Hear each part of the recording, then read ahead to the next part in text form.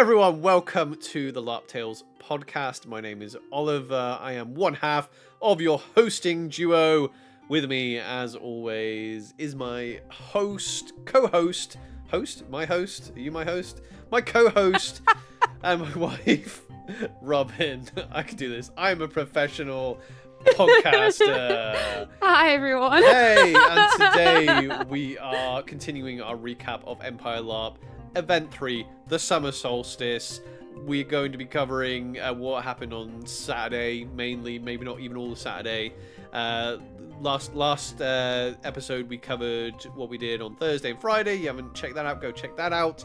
Our usual housekeeping: if you are new to the Two Having to Roll channel, make sure that you are subscribed so you know when new content comes onto the Two Having to Roll channel. If you're listening to us on an audio platform, give us a 5-star review. That just helps people find the content that haven't stumbled across it. Because, we want to go global with this stuff. Yeah. That'd be cool. Biggest LARP podcast in the world. Here we come. We also have a Patreon as well. If you want to go check that out, it's basically just a tip jar if you enjoy what we do here and you want to help us out in that way. You're, of course, under no obligation to do so. And with that all out the way, let's continue our recap of Empire LARP E3.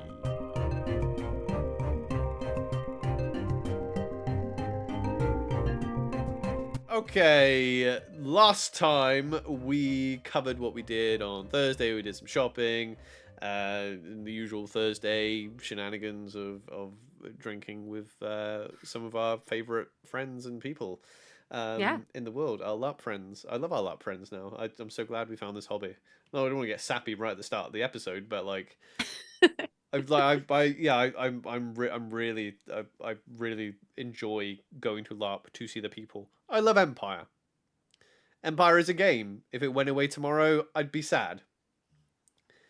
But if I got to play with the same group of people, I wouldn't be that sad. You know, it's the people. Yeah, the people make it. The people really do make it. Yeah.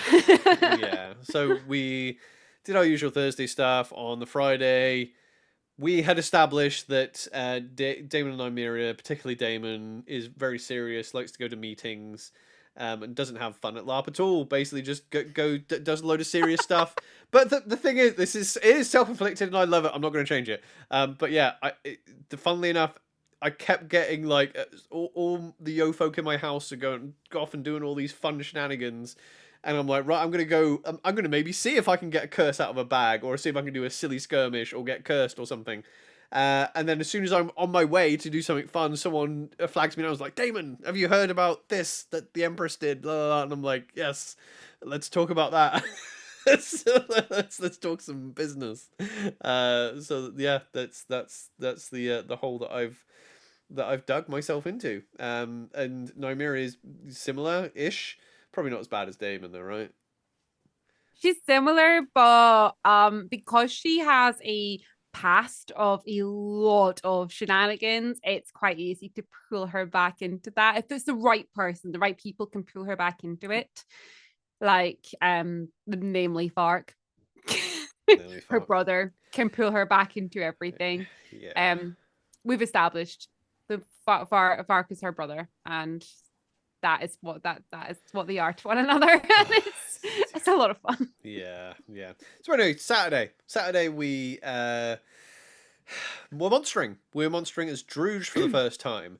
I'm not massively infused because for us it was a bit meh. It was a shame because I was like quite hyped up about monstering because we had a real fun monstering battle last event.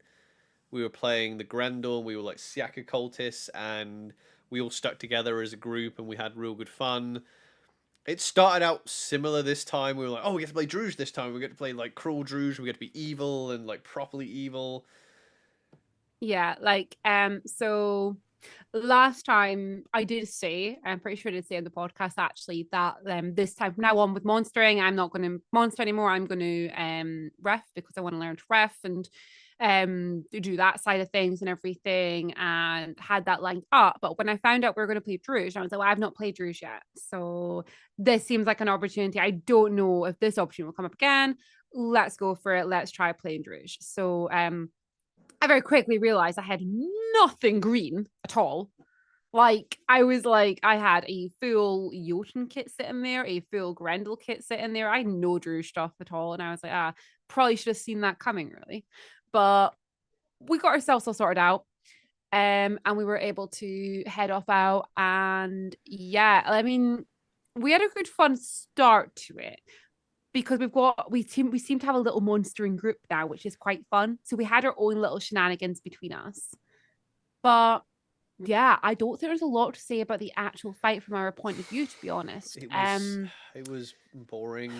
I mean, the type of it might not have been like I imagine if we were part of like an EMU, which is an elite monstering unit for non-empire people. So there's all so within each nation there's groups called elite monstering units. So they are usually tasked with like special things, like basically in general monsters when we're told not to execute, not to loot and things like that, like the EMUs and the skirmish crew are usually ones that do that type of thing, but the EMUs are usually like heavy hitting players in nations that are an organized unit, so they know, you know, that they get together on whatever Discord or Facebook group or whatever, and they kind of organize, right, we're all doing this, we're all going to be ritualists, we're all going to be this, we're all going to be that. So it might have been a bit more fun with them, but for us, like we said the last episode, the Imperials were supposed to be stalling the Druj. We're supposed to be like distracting them for like an hour. So miles away, the Navarre and the Great Forest Orcs can flee, you know, and get the hell out of there. So it was just a big, just stally line fight, you know, which wasn't massively fun to play as a Druj, to be honest. Yeah, and not to put a big downer on it, but I would quite like to address a few things here as well. Yeah. And that's when it comes to taking calls. Yeah, like I don't want to. It's not that I want to win as the monsters against the Empire. It's just like, you know, if you're not taking your calls, it's not as if I'm like, oh yeah, you know, you're not taking your calls, therefore I can't win, therefore I'm annoyed. No, it's boring because it's not really much of a game for me then. Like what's the point? Yeah. What's the point in me standing there being like strike down or cleave or entangle, and you're not role playing with me. And even when people are taking the calls, I mean, this is like, this is something personal. This isn't a, oh yeah, this is in the rules, you should or shouldn't do this, but just my personal opinion. Like, you're playing a role playing game, maybe try and role play a bit, like just a little bit. You know, like it's really quite. I know that sometimes people like, oh, they don't like being struck down, but strike down is part of the game. Therefore, if you struggle, if you struggle so much to get on the ground for a strike down, if it's your armor, if it's your physical health, then you're not technically, by the rules, you're not actually supposed to be on the battlefield. Like if you struggle so much, then you're not technically fit to be on the battlefield. So I don't expect people to throw themselves unsafely down, but sometimes you're like strike down. They're just like, people like tut and roll their eyes and go and get on the floor, and then they get back up, and then you're like, well, this isn't fun, is it? Like, I don't care if you're being struck down or not, but we're playing a role playing game. We're playing pretend. Yeah. Can we like No, yeah, have some fun? yeah, I definitely had a bit of a like there was like 6 of us against like he's like 20 Imperials. I mean, you guys had us, okay? And I'd strike down. I was like, oh yeah, strike down. I never get to play with this. So I went strike down, and the person in front of me literally really quickly took a knee, jumped up, and cleaved me 3 times really hard. And I was like, okay. And then executed me by like, and I found this out later in the event when I was like out of character, and it was actually that night I was out of character in one of the tents. I was like, oh yeah, this happened the battlefield today, by the way, and I didn't think this was okay. And they all confirmed, oh no, that's not a thing that they should be doing. They executed by like getting the blade and like sliding it across my throat, like quite hard against my throat. And then everyone went, oh no, they're not supposed to do that. And I was like, well, yeah, that was happening. There's a few people were saying the same thing. So it was an interesting battle in that sense. I was like, oh, it's not a lot of fun. Not a lot of people are taking calls. and it's not feeling the same way as it normally does. So we ended up in respawn quite a lot, and then waiting around quite a bit. It's and just then, not fun. Yeah. It's just, that's what I mean. I'm not saying, oh, they're cheating, but you're just like, why are we even here? Like if you're like, I mean, there was one person, like, one of the people in our unit was a mage, and they were entangling people, and people were literally, they were hearing the entangle, and they went, oh no, I'm entangled, and then they just walked back to their line, and then stood there and went, I'm entangled, and you're like, just like, it's just boring. Like, that's just boring. Like, it's not. It's okay. Like, what's the point in me having entangle or having a cleave call or anything if you're just blatantly not going to role play it out? Because like, obviously. I'm probably gonna have to say it just to caveat everything. I'm not talking about people who don't know the rules, because sometimes people forget the rules. And I remember our first ever monstering. I remember you being like, oh, what? Because we knew the abilities we had as characters, but we didn't know all the other stuff. We like, what does weakness do? What does this do? What do we have to do for repel? When you're new, it's a lot to take in. So I'm not talking about those people. I'm not talking about the people it's a lot to take in. I'm not talking about the people that you hit and they don't hear you, or the people that you hit with an arrow or something and they don't feel the hit. I'm not talking about that at all. I'm talking about people that literally look you in the eye and go, oh, I'm being struck down. Then they'll do like a couple of steps back into their line, like you say, take a knee and then stand up, and then you're like, this is boring. Like if we can't use tactics against you, then how are you supposed to be heroes and save? Like, there's no heroic moment for your allies to come in and save you from being, ganked by a load of Druj if you don't let us do it. So, yeah, like, what's the point? I know I'm being I'm a big downer about this, but I wasn't impressed. It was me that brought it up, because I was thinking about it, and I was like, do we bring it up? Do we not? And I probably should bring it up, actually, because there was a lot of it. And one thing that I do, and I think quite a lot of people do, and you did it in like the packing video and everything, where we talked about your armor and stuff like that. Make sure you can take every call in it. If you have a new set of armor and you physically can't be struck down, you can't get on the ground without, like hitting yourself in the face with a breastplate or something, make a change to it, because it's not working. This isn't us speculating, by the way. This is like refs have told us this. Like this is, I'm pretty sure it's all in the wiki. Like if you have a kit that you cannot take those calls in, then you don't have to run. You don't have to be able to do like star jump. No. But if you can't take a strike down or take a cleave to the leg, then you're not really supposed to be on the field in that kit.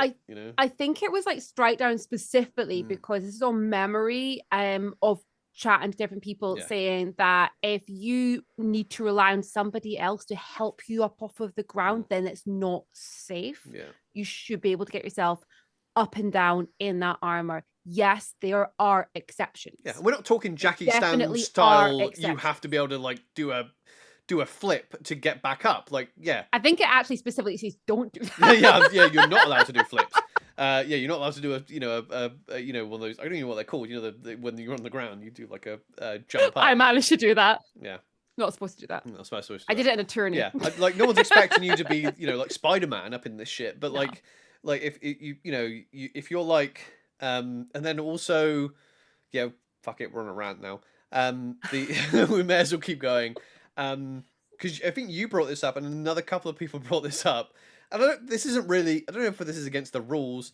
It's just kind of annoying as a player on both sides, monstering and being your character, is when people like put their hand up and shout a man down call for being in a bush.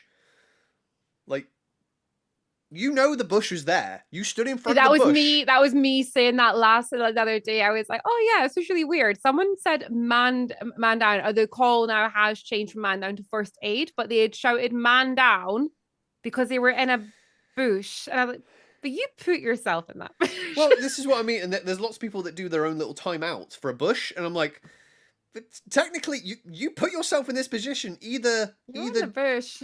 like either die, or, well, that's your options. Your options is you die because you put yourself in front of a bush. I mean, like, if you ran into a tree, then that's your character's own fault for running into a thick bramble, and now that you can role play it though. Like you can totally role play this out. And I've seen a lot of people doing this, being like they're going into it and they've put themselves in that position and they've literally been like, you know, wait, let me step out of here. They've done it in their sort of way. And then like most people are like, you know, so yeah, okay. Let them step out of there. Yeah, it's that's fine, okay.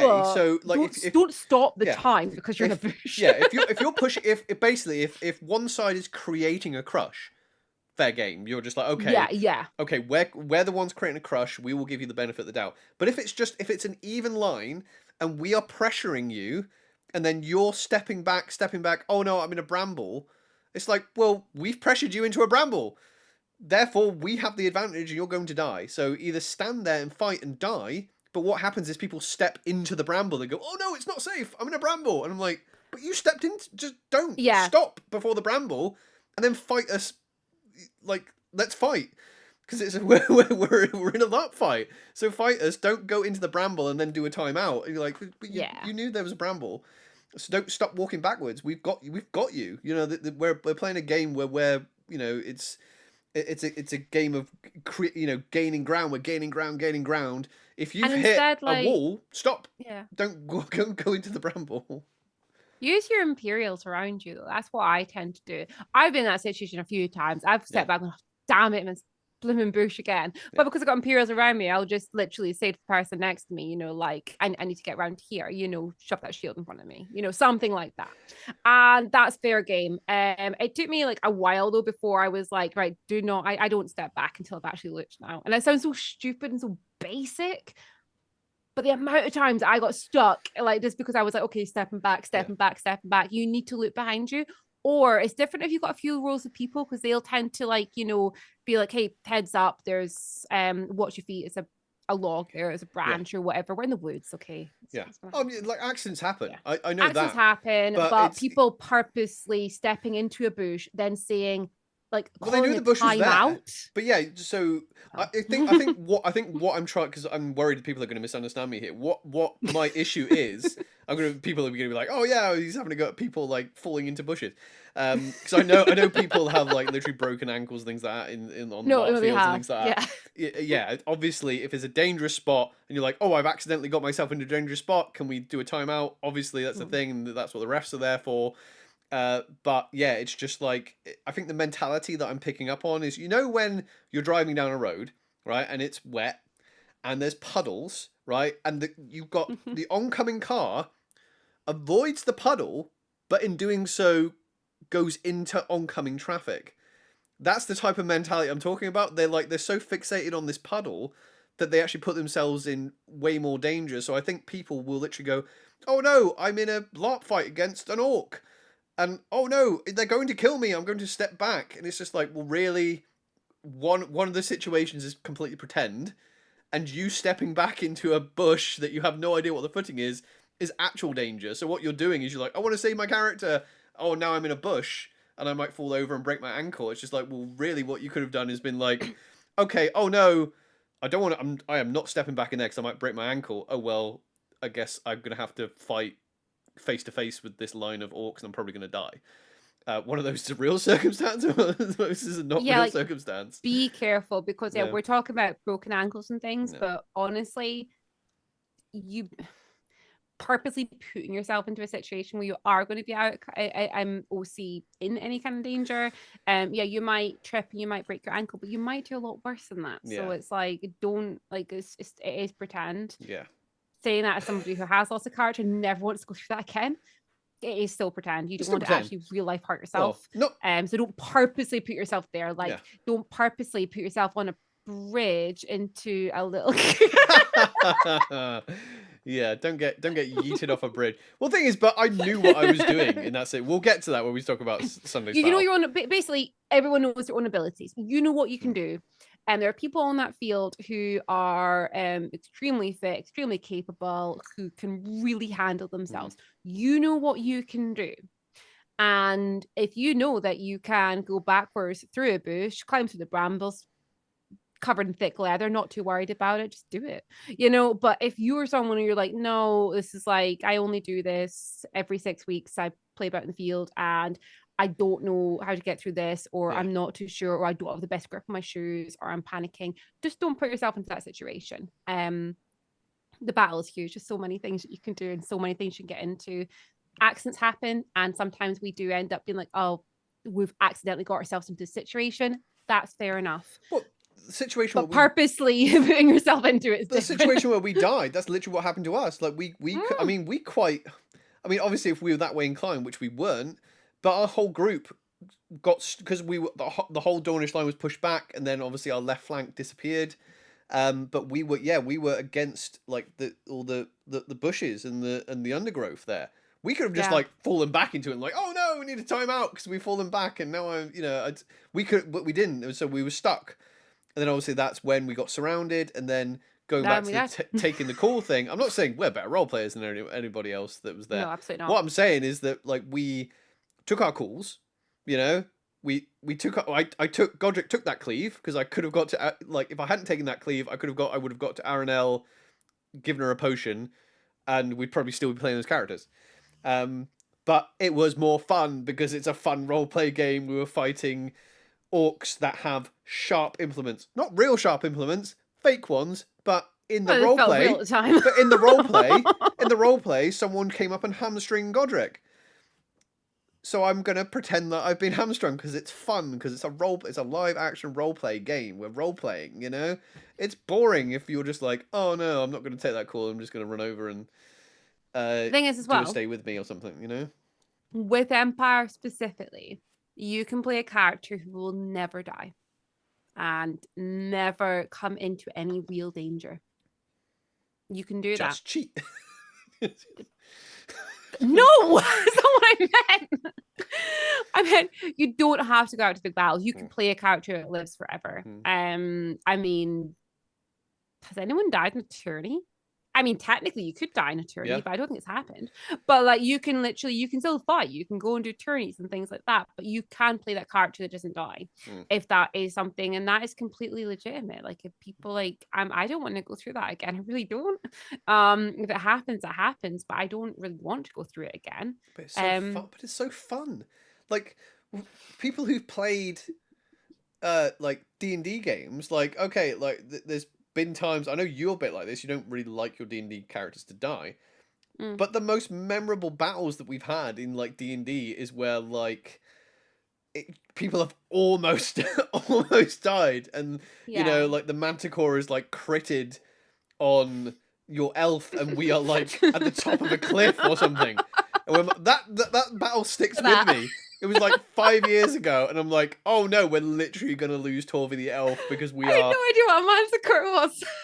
He asked me to come back to his house. I went, yep, okay. Yeah, sure. Yeah, Mr. Manticore, I'll come back. And yeah, lovely. So me playing the wizard and the cleric are like at the top of this cliff, and like the manticore is literally mauling our monk down at the bottom.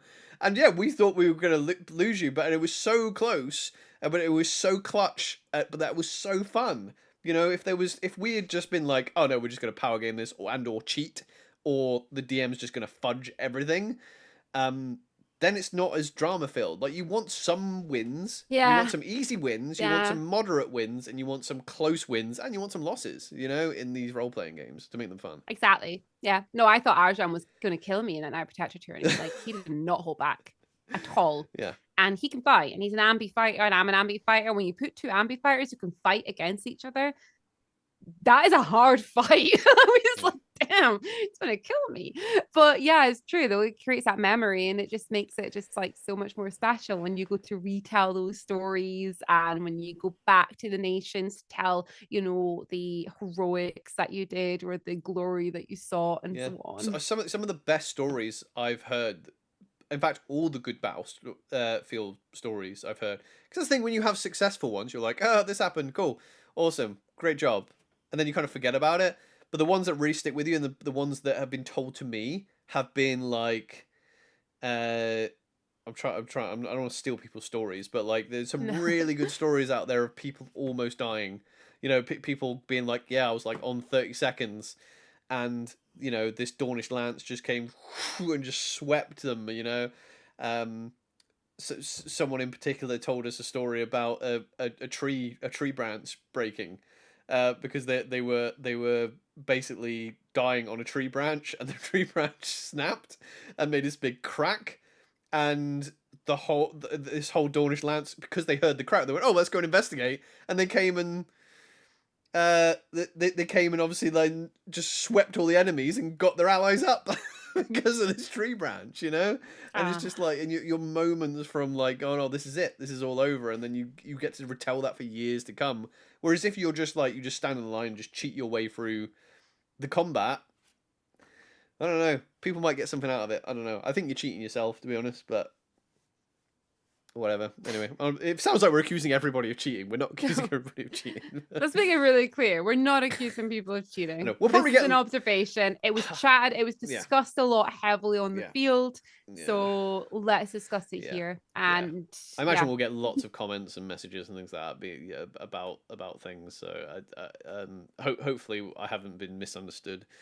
That's just kind of how I felt at the time. Anyway, moving on from the monster battle. The monster battle, the Empire was successful in stalling out the Druj. Well done. Yeah, well done, Empire. Zoid. We did it, and then we headed back. Got into our kit and everything.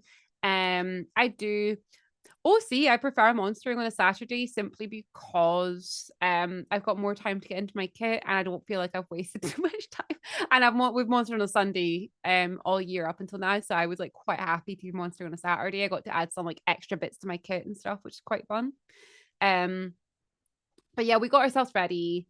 We went, had something to eat and everything, and then started to prepare for the rest of the day because this was a busy day. Like, the amount of stuff we did was absolutely ridiculous. So yeah, we did all that, came back, and then really I started getting everybody sorted out for my skirmish, because my skirmish was at 8:30 that night, and I just wanted to make sure I had all the logistics in place. So yeah, I was just like doing my final numbers, getting all my skirmish stuff sorted out. I had 2 mass calls for this skirmish. I wanted to make sure that they were all set up. They had their mana, money, whatever else. So I had a mass entangle and a mass weakness. So I was like, yeah, let's get everything sorted. That you totally used. Okay. Quite a few people were coming up to me over the weekend being like, hey, heard you got a skirmish. I'm like, yeah, I got a skirmish, it's fine. And then they were like, yeah, no, we've heard a lot of bad reports coming back. And I was like, oh, okay, cool. So it's gonna be fun. So I was like really trying to make sure we had everything sorted. A little fun thing I had this time as well. I got to give out lots of little trinkets. So Nymeria now carries a load of little crystal skulls with her. And these are little trinkets she gives out to kids and stuff, because I just think it's quite sweet and quite like it. So I would given out some of these little skull trinkets, didn't think anything of it. And then like throughout the weekend, I kept hearing little kids being like, it's the lady who gave us the skulls. And I'm like, love that. I love that that's what they're shouting as they walk past. It's like, yep. Yeah, what did we do before like the Night Protector stuff? I got ready for my tourney. Your tourney?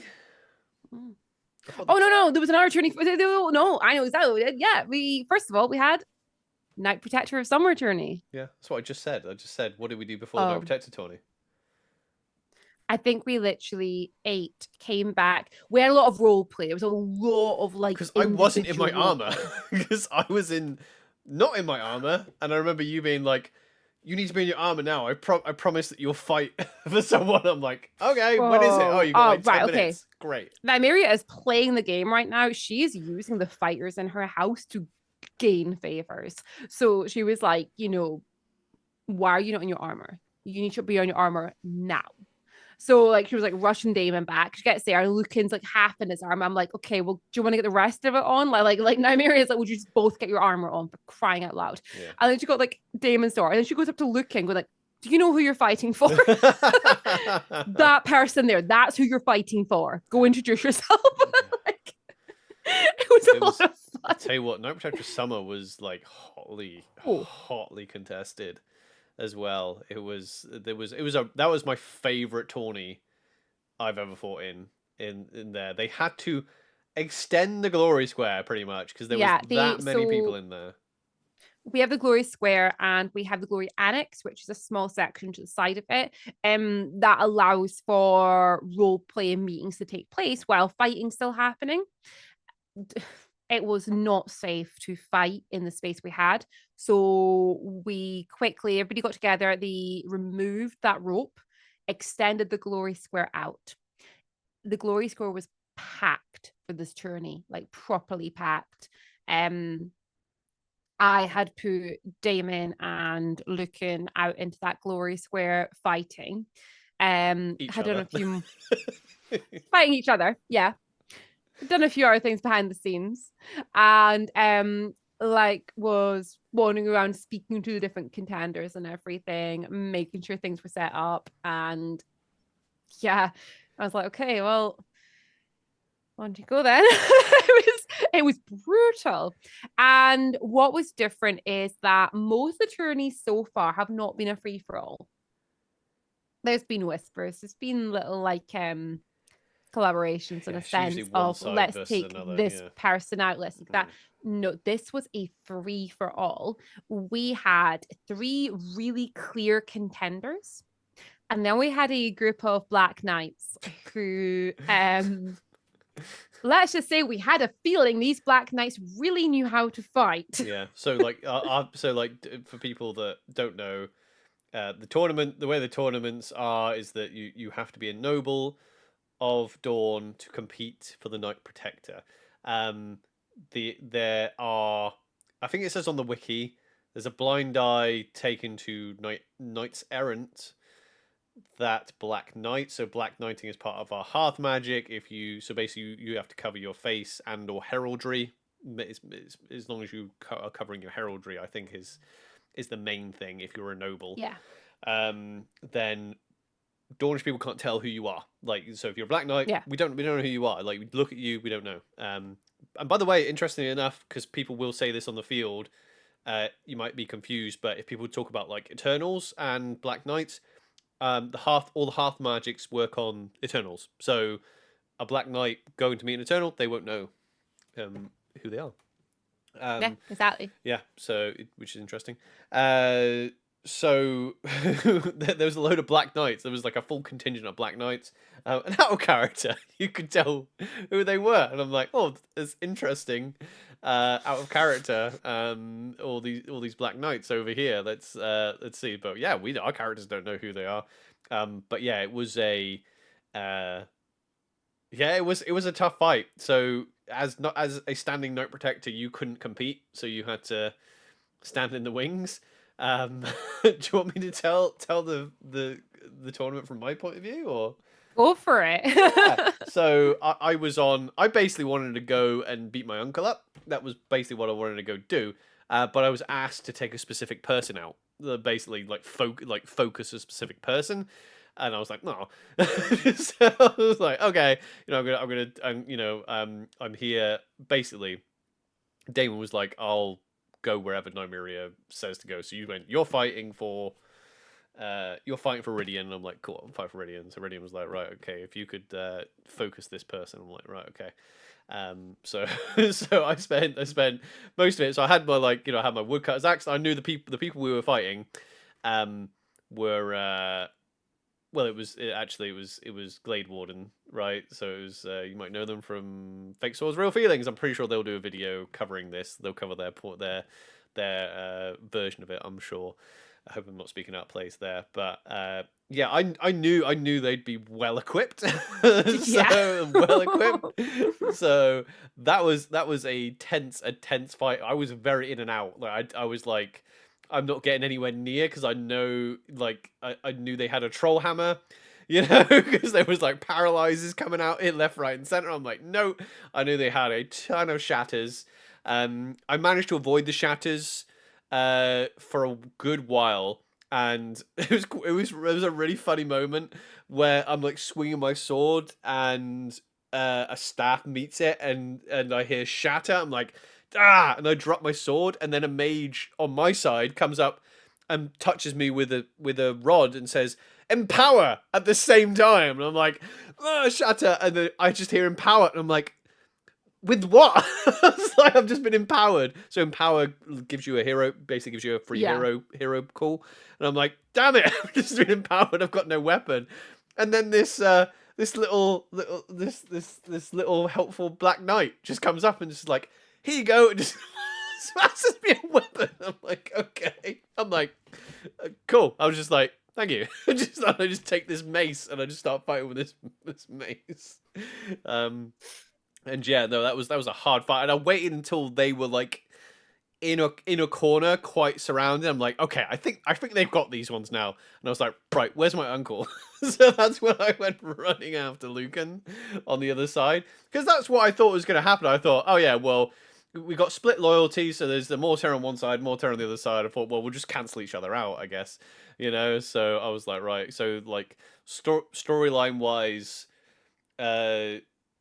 Daemon's uncle Lucan is a fair bit older, and you know, like when back in the day when Daemon was a knight errant, he would have like been a bit like kind of squire energy for all his uncles, you know. So there's a bit of a kind of mentor, and there's a little bit of history there as well. So I'm like, cool, let's do some battle role play, and yeah, like Mark like completely stepped up and was just like, yeah, let's. He knew the assignment, so I just ran at him. He's got a pole arm, and he was just like, "Sit down, boy." Just sent me flying. I got struck down once, and then he hit me again. And I'm like, so I'm going to go down again because it's just so fun. Just like there's a picture of me as well being struck down, and if you zoom in, you can see my face. I've got this big smile on my face. I'm like, that was so fun. That was so good. It was so perfect. So yeah, I get like struck down because I've got this like one-hander now. I've got this one-handed like mace thing. It's got no reach at all. So I'm like, no, I'm just gonna run. And I think he actually gets cleaved straight after that because he's like, "Sit down, boy," and I hear someone say, "Sit down, old man." It just gets cleaved. He's like, fair enough. But yeah, and then it was just, and I get healed. I got healed like 2 or 3 times as well. So it's a good idea taking healers if you want to win those Knight Protector tournaments. Get because I mean, people must have been sick of seeing me because basically I was doing a proper like rotation. I was coming in using hero calls, harassing people, getting hit a few times, and going out and getting healed. You know, and Yeah. just getting topped up. So like the rules for these tourneys is you can heal as long as it's somebody within the tournament itself. So someone outside the glory square cannot heal you and then let you carry on fighting, sort of thing. Same rules with artisans and things like that. So when I was doing mine, I made sure I had an artisan and a couple of healers on hand, just in case the same thing happened. And yeah, so as long as you know who your healers are, and that's like a big pointer for any tourneys in the Glory Square, unless they state otherwise. Certain tourneys have different rules and so on, but this is just for Knight Protector. Yeah. So yeah, Ridian won again. So yeah, well done. Well, I think when Cass was on the podcast, they were talking about they wanted to become the first person to hold it 2 times concurrently. They have done that. I mean, you have as well, but it's different characters. But it's different characters. Fine, Cass, you've got this. But that was a hard fought victory with like lots of resources. Like I said, I drained some resources from myself and from healers and things like that. And I didn't feel like, oh, I don't need to be here. I felt like everybody was. I feel like they needed every fighter in there. I think every fighter was needed. They really did. That was a hard fight. Yeah. And from the outside looking in, it was quite funny because it was just like a sudden clash of everything. There was nobody like at the back. Everyone just went straight in for it. It was amazing. But all I saw was you and Lucan just every so often popping your heads up. It was so obvious you were looking for one another. Yes. And it was just so much fun. And I was next to Ben, previous podcast guest, and he was there with his camera, and I was like nudging him, and I was like, they found each other. He was like, right, okay. And he was like trying to lean around. He's like, this is not the best place to be here. Because he was like, I was like, we're at the start, and I was like, okay, like out of character, I want to point out to you all the people that are running all the big heroes and a few things I know are going to kind of happen in this fight, so we can get some cool epic photography moments. And it was when you two finally like latched onto each other. I was like, they've got each other. Daemon's down. Never mind. Back on to Rydian over there. It was amazing. Rydian did like again very similar to what like I ended up doing in mine. They ended up having a few challengers at the end of people coming up and trying to like single hand challenge them just to make it a little bit harder. Part of me was like, that was a really big hard fight. I think they've got it. Yeah. I don't think anyone could argue with the fact they've got it at this point. Yeah, it was hard. It was hard won. I mean, it was very different from your tournament, which was not really a tournament. It was a complete wipe. Yeah, good fun. Good fun. We better move because we're going to run out of time to talk about everything that happened here if we don't. If we don't move on. So, what did we do after KP summer? We had the general election. No, the general elections. We had the senator election. Oh yeah, senator elections. Yeah, we won again. Woo!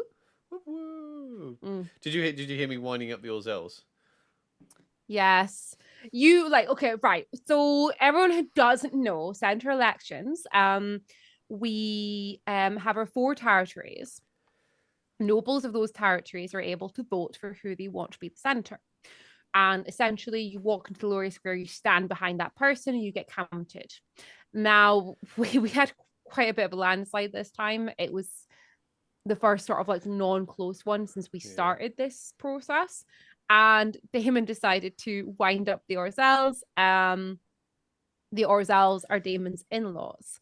So he was winding them up by basically saying like, oh, we could have done this without the Orzels. We didn't even need them. They were like half of our votes. But we would have won by about 2 votes without them. So because they would have joined the other side. I know that. Well, they might not have wanted to vote. They might have wanted to put their own. No, they would have just gone their own. Yeah, exactly. Yeah. They might not want to vote. Side, but I thought I can't. Because I think it was like 24 to 11 or something like that, and I was just like, it was quite a big change, and it was really good. I know we definitely need the Orzels. I just couldn't. I couldn't pass it up. They're like, oh, that was good. And I'm just like, hey, we didn't actually need you, you know. It was good. It was good, fun role play. Is what it was. Which is what we all love to have.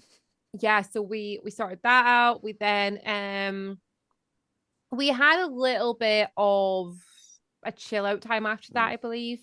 And then we ended up going grabbing something to eat, chatting to people, just kind of like simmering down a little bit at that point. I had a lot of individual role play with a lot of people to this point. Because I had the skirmish that night, I had a lot of people just to sit and role play with, which was really great. Had a really long chat with Blood Crow Aurora, which was amazing because I wanted that connection to happen. I'm so glad they like came over to the camp because we were able to really make that connection, have a long discussion about things, and just basically make friends is what I wanted to do. I wanted to make friends, and that was what happened, which was really good. And that came up like several times over the weekend after that, so I was really glad that happened. Yeah, so you had a real long chat with Aurora, actually. Yeah. Oh yeah, Aurora and I went for like a long time. I was like, this is great.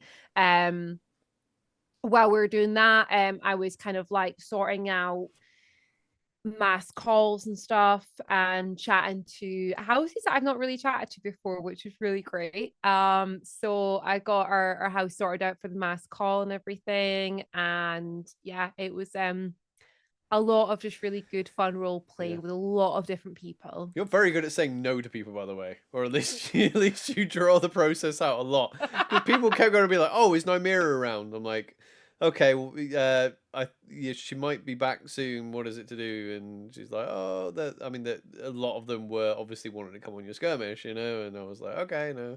And when you spoke to them, a lot of them you speak to for a long time, and I was like, "That was a long time to say no." You can't come. But you were like, you lament this about skirmish organizing though, because I know you don't like saying no to people. I hate saying no, which is why I'll never say no. I never do. I will be very honest, so I'll say I've got 60 spaces. Turns out it was 55. 55 spaces, yeah. I don't know why they did that to us. That was a bit shitty, actually. I don't know I why. have the screenshot. It says 60. But why 55? Like, that's a weird number to decrease it by, So for the upset. type of skirmish it was. But still. Unless it must have been a skirmish crew, probably. There must have been like, oh crap, we're low on skirmish No, crew. apparently, I think this is more of an IC thing. And this is something I'm slowly picking up on. And someone did say this to me earlier in the event, and I should have gone and checked. So this is my fault. Okay. Because people were saying, remember to always check your numbers on the gate because the numbers sometimes go up or down. Okay, yeah. So a little tip for people running skirmishes, go double check with the War Scout and find out what's happening because they'll be able to give you that info. So I knew at this point I had 60 spaces and I had like 78 people that I wanted on it. So everyone coming up, I was honest with them. I was like, I've overfilled, but I'm not going to say don't come to the gate. Come to the gate and give me your details. Because a lot of these were Dawnish lances and like new Dawnish people. And I was like, what can you do? Because I'm like, and as soon as I got like, there was one full lance, I was like, I've not even heard of this lance before. People come in powerful. You can do a lot. Yeah, well, that's the thing. People don't come in like when we came in, it was just the two of us. And we eventually joined a house, and even with our house, it's not as if we got a big lance or anything like that. We got a good sized coven, but people come in with pre-organized groups on their first event with like powerful covens and big lances that have like a ton of battle mages, and like I had a lance. It was like, oh yeah, we've got like 17 of us. We can do all of these. We can do this mass call. We can do that. And I'm like, I've never even heard of this lance before because I was like, okay, come to the gate. And actually, the specific lance I'm talking about, we did end up squeezing a few of them on because they had heavy, like frontline fighters who were also healers. And we were like, yeah, actually just come on. We managed to squeeze a few of them on, which was really great. And they had a great time. And it's something that I've always said, I want to have new players and first time skirmishers on my skirmishes. And I'll get to that a bit later because we end up having way more than I expected, which was fun and good. Yeah. By the way, do you want to try and cover the skirmish in this episode or next episode? Because we're already approaching an hour. So next episode we've got the tourney still to come. Yeah, exactly. We'll talk about the tourney then. Because I didn't want to basically. I just didn't want to be like pressure you, but like obviously if we're chatting about miscellaneous stuff, do we want to get to the tourney? Let's do the tourney next. Yeah. So I had a lot of chats with everybody, but I had a tourney coming up.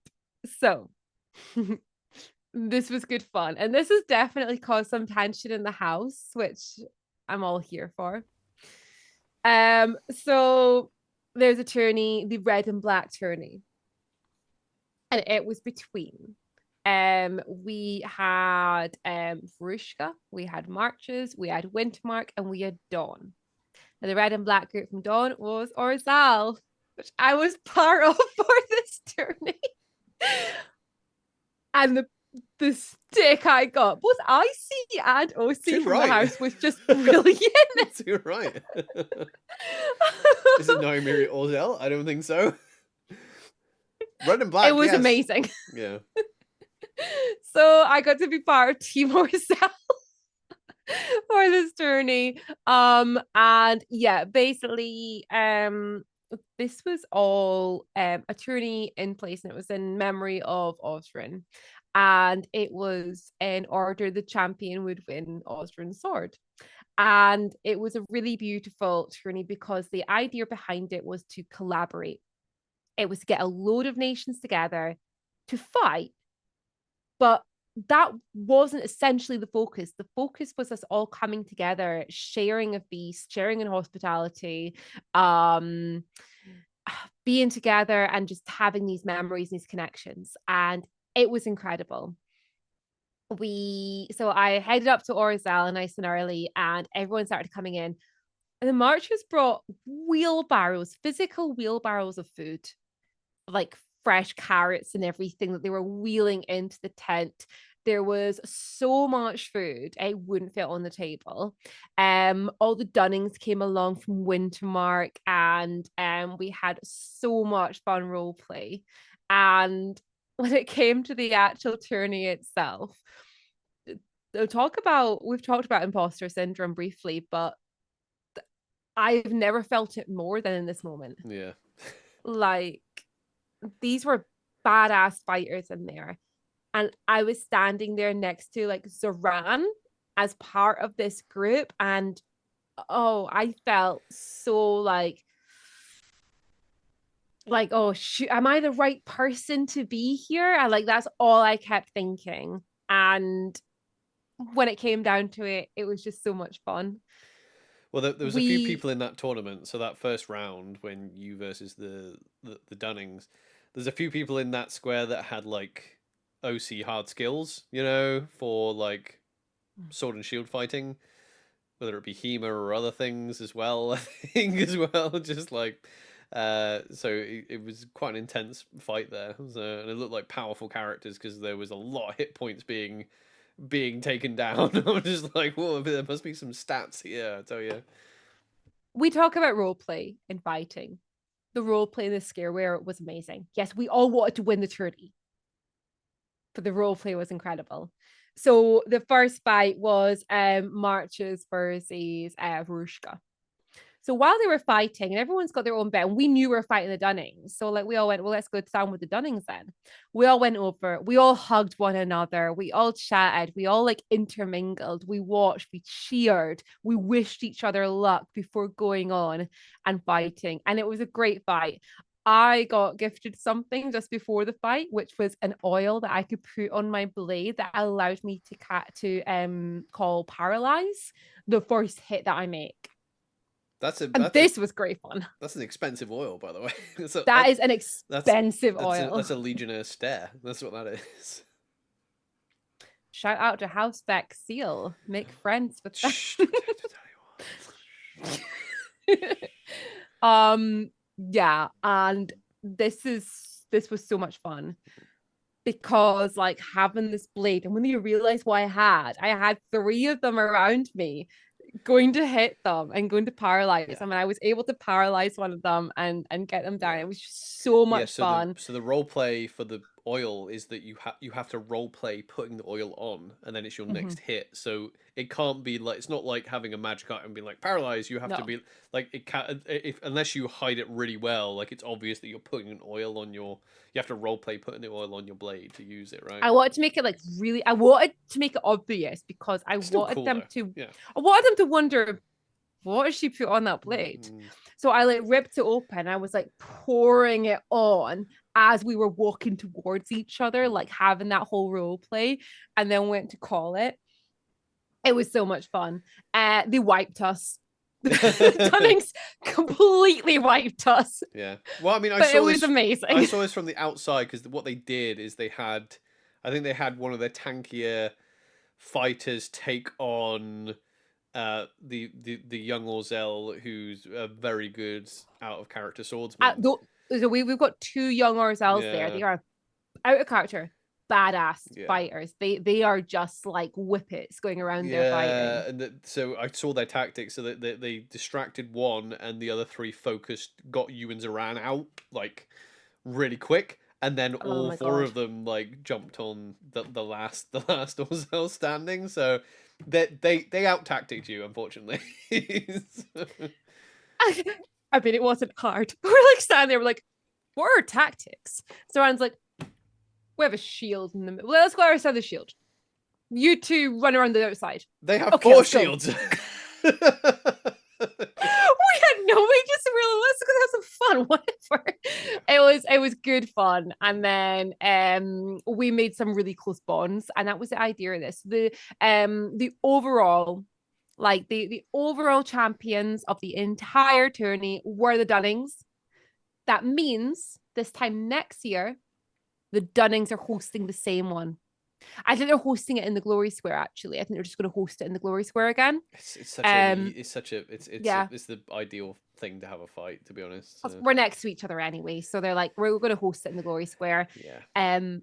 It was so much fun, and we just made such strong bonds, and strong enough that Blaze, the leader of the Dunnings, actually came on the skirmish with us after. It was just beautiful, amazing role play. we the Orzels had actually set up in their tent. They had set up a Leonan's Pavilion. That's it. So Leona's they set up Pavilion. a Yeah. Leonan's Pavilion. So for those of you who don't know, Yes. a Leonan's You Pavilion. can remember You doing this. can We have people that don't come to Empire that listen to this podcast. Yeah. Remember, yeah. So you can have certain effects and certain roleplay effects set up on tents and spaces. A Leon's Pavilion allows you to regain your lost hero points. And all you have to do is spend 15 minutes in there role playing. Your role play, to my knowledge, needs to involve retelling tales and stories of glory or of Or to yourself victory. if you just want to stand in there for 5 minutes and you eat can some just biscuits. stand in there and eat some biscuits. Just yeah. eat some biscuits and be like, well, Biscuit, have you ever heard of the time where I killed a Druj? Yeah, don't worry. Yeah. So luckily they had that set up. And the reason they had that set up is because for the final fight, it's fair, the two nations that were the final champions to go against each other had a full 15 minutes to regain of all of their heroic prowess so that they can actually go out and give it their all, which is a good idea. It also meant that we could all get stocked up for the skirmish.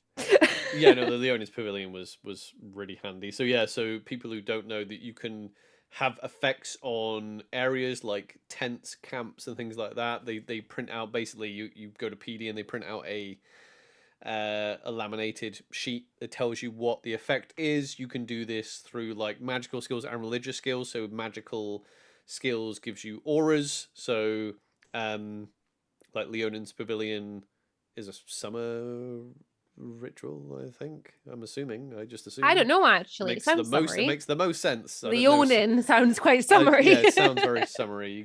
You regain hero points, and then so the magical ones seem way better than the religious ones. So the religious ones are consecrations. So you can consecrate an area to a virtue like loyalty, ambition, and things like that. All these things give you roleplay effects. They're really cool. They tend to be quite expensive for what they are. Leona's Pavilion, and there's the magic one as well. There's the one that gives you your mana back as well. So it's similar, but it gives you mana back, not hero points. They're usually good, especially if you have a bar.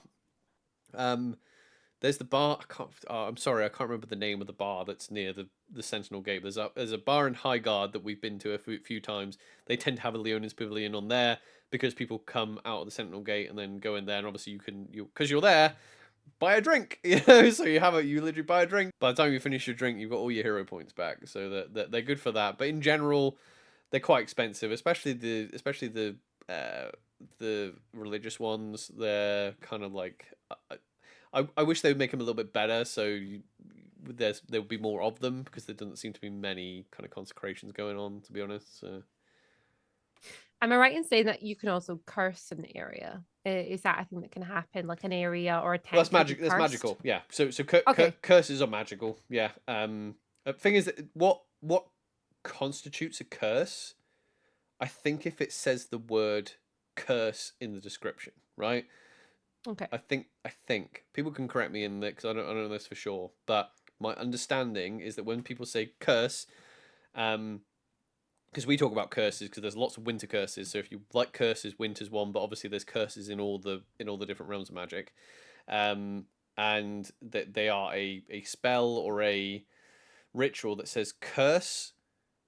I think I'm not entirely sure on the spell, because this is the thing. Someone can correct us this. I'm pretty sure that one of our neighbors a few events ago had a curse and Mortar removed it from their tent to allow them to go through something else. So that's why I'm pretty sure. No. A curse is magic. So curses are magic. Yeah, no, that's what I'm saying. I don't know what it said on the thing. If it said curse or if it said something else, I don't remember reading it. Yeah. So usually things with negative effects, which is interesting because there've been members of like the Black Garden Covenants like, oh yeah, we don't do curses, and I'm like, we've done mass weakness, and I don't understand, because weakness. I think if you go on the wiki and you look up the flavor, I'm pretty sure I've read somewhere on the wiki about the flavor of things like weakness and shatter and things like that, and how these these battle spells are tied to certain realms. Something like weakness feels like a curse. It doesn't say curse It in does. It feels like a it curse. doesn't. Yeah, it doesn't say in the description of weakness curse. People can put down in the comments the actual what is going on here with curses, the definite, because I'm pretty sure it's a curse if it says it's a curse in the description of the spell, or the ritual. Thing But is, I don't understand how weakness isn't a curse, because you're just like, oh, we don't do curses. And there's like, well, I mean, making someone feeble and taking away all their abilities seems like a curse to me, you know? the thing is, you can be cursed with weakness for a year. Yes, that's So correct. you can be cursed with it for a year. Yeah. That to me says it's a curse. But because it's you're cursed with weakness. Like because weakness doesn't have the keyword curse in it, basically. But if you can be cursed with weakness, like it's like, no. Yeah, but you can be cursed with a lot of things. You can be cursed with a lust for blood, which is blood a curse? No, like I feel weakness is a curse though. That's the thing. Like even though like no, I agree. Word, That's what I mean. I've heard people in our cover and be like, oh yeah, we don't usually do curses, and it's like, I don't know, like making all your enemies like feeble and weak and they can't use their abilities so we can slaughter them sounds kind of cursy to me. Cursy. Sounds a bit cursy. Yeah. A bit cursy. Are we the bad guys? Let's not enter that. Yeah. So do we? I mean, it was the skirmish next. I think we probably leave that to next episode, right? Because we're gonna like talk about that for a long time.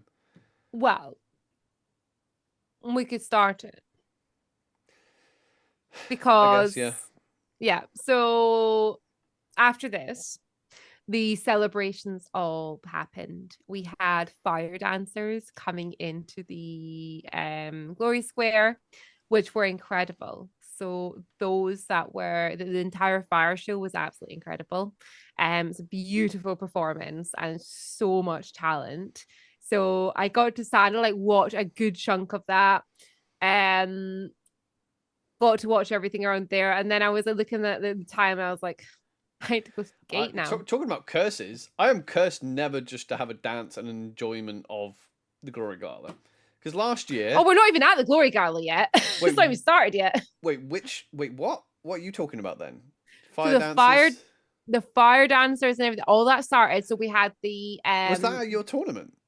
We had the tournament, then we had the fire show, and then I was about to say the Glory Gala was pushed slightly, and then the Glory Gala started. All right, I thought it was all the same thing. Yeah. Might be incorrect, but from what I was told, it was pushed slightly because of what I did next. What did you do next? So we watched all the fire dancing and everything, which was incredible. And I was like, okay, shit. I realized what time it is now, and I've got to run. I gathered people up, and I ran up to Starash, who was in the middle of the Glory Gala, chatting to people. So the Glory Square, chatting to people. And I was like, hey, the skirmish is about to go out. And he was like, yeah, how many from Orzel? I said, just you. And he was like, just me. And I was like, just you. And he's like, okay, I'm coming then. I was like, I need you to come and open the gate, and I need you to be with me because I need someone on my shoulder who knows what they're blooming doing. So I grabbed Starash, who out of character this time didn't have his mage armor or anything, so he was a little bit squishy this time. Still dragged him on the skirmish. I ran off down and got down to the gate, and he literally whispered to me, being like, the Glory Gala's been moved for this, you know. I was like, I'm sorry, but I need you. And at this point, I waited at the gate as we had everybody gathered up. I'll let you know who we had gathered up just before we end. We mainly had Dawn. We had Crimson Reapers.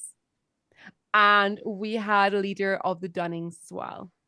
That was our group, who were all gathering at this point, ready to go through the gate. Yeah, so we all gathered up, ready to go through. And we were heading to the Barons to fight the Druj, which, of course, everyone in Dawn wants to go to the Barons to fight the Druj.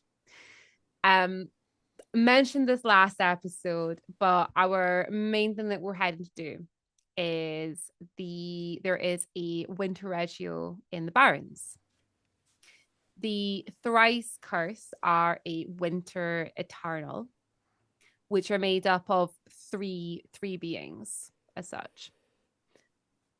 One referred to as the prince, so Surrey, was heading there, was sending his heralds there along with the Druj. And it's a weird regio because basically it's a regio that the Empire wasn't worried about because it was a spoopy one, because it is basically we found out if you do a ritual in it, you can't then cast any more rituals. So it's like, this is useless. And but then for some reason the prince doesn't think it's useless, so he's sending his... There was a bit of uncertainty around it, so we don't actually know what's going to happen here. There's speculation. So what you've said is what's been speculated. We don't know what's going to happen at this regio, basically. It's called the Hollow Tree, and we don't know what's going to happen. The king of the thrice cursed, so Thuram, had sent Nymeria a sword to defeat the prince's heralds. So this is what we're heading out to do. Essentially, it was a kill count. It was a case of go in and kill everything. That was the main objective, is making sure they don't get to the regio, but Nymeria's a way of relaying that to everyone was kill everything. Yeah. We will be faced with multiple heralds and a lot of Druj. We need to kill them all, and we need to do it fast. And that was the aim. It was a bit of fear mongering as well before we went in. People were like, "Oh yeah, we've heard that we might get cursed." God, yeah. So a runner from another nation came to Nymeria to say, "Hey, are you aware of the curse?" I went, what curse? What curse? This is a gate in 5 minutes. What? And they were like, so apparently there's been a spy spotted who was at the red and black tournament. The spy has taken the form of a bird, and the spy has come back to feed that information back, and we believe every single person going through that gate on this skirmish will be cursed. We think it's weakness.